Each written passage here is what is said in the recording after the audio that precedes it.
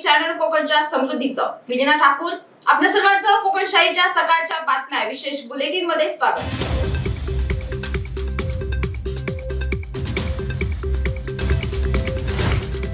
पंतप्रधान नरेंद्र मोदी यांच्या सरकारच्या मंत्रिमंडळाची बुधवारी बैठक झाली। यावेळी गरीब कल्याण अन्न योजनेला पुढील 5 वर्षांसाठी मुदतवाढ देण्याच्या प्रस्तावाला मंजुरी देण्यात आली आहे। योजना 1 जानेवारी 2024 पासून लागू होणार आहे।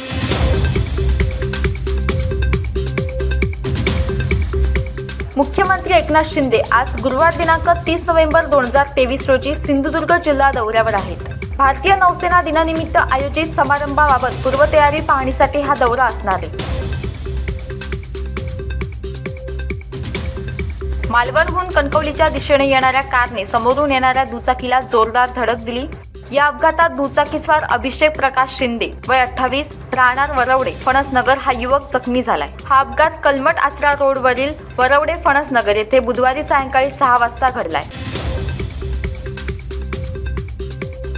मळगाव स्थित सावंतवाडी रोड रेल्वे स्थानकाच्या आवारात पार्क करून ठेवलेली रेल्वे कर्मचाऱ्यांची मोटारसायकल चोरून पलायन करणाऱ्या परप्रांतीय चोरट्याला ताब्यात घेण्यात आले। न्हावेलीपर्यंत थरारक पाठलाग करून ताब्यात घेण्यात आले।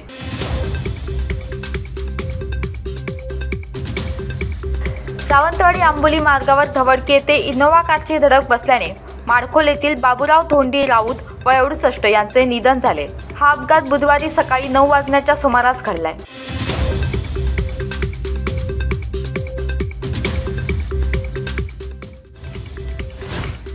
याबरोबरच कोकणशाहीच्या सकाळच्या बातम्यांमध्ये इथेच थांबतोय, पण तुम्ही मात्र दिवसभराचे अपडेट्स आणि ताज्या घडामोडी जाणून घेण्यासाठी कोकणशाहीचं YouTube चॅनल सबस्क्राइब करा, फेसबुक पेज लाईक करा आणि Instagram पेजला फॉलो करायला विसरू नका।